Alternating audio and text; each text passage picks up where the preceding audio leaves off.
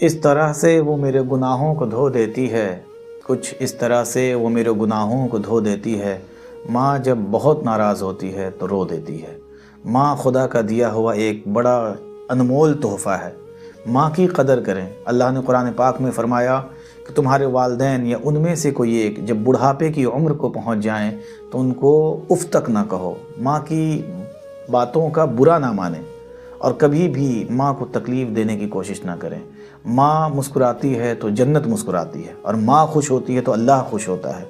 ماں کو تکلیف دینے والے کا انجام بہت ہی برا ہوتا ہے۔ امام بخاری نے اپنی کتاب المفرد میں ایک واقعہ نقل کیا ہے کہ ایک قبرستان میں ایک قبر ہر روز مغرب کے بعد پھٹتی تھی، اور اس میں سے ایک مردہ نکلا کرتا تھا، اور اس مردے کا جسم تو انسانوں والا تھا مگر اس کا سر گدھے والا تھا، اور وہ گدھوں کی طرح آواز کر کے پھر کچھ دیر کے بعد قبر میں چلا جاتا تھا۔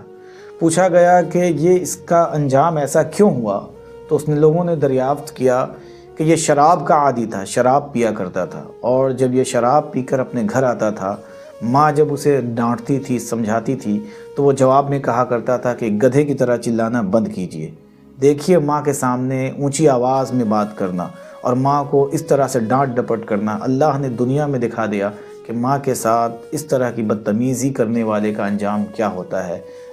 ماں کی قدر کیجئے، ماں حیات سے ہے، ماں کا سایہ سر پر ہے، یہ بہت بڑا اور بہت قیمتی تحفہ ہے، اس کی قدر کیجئے۔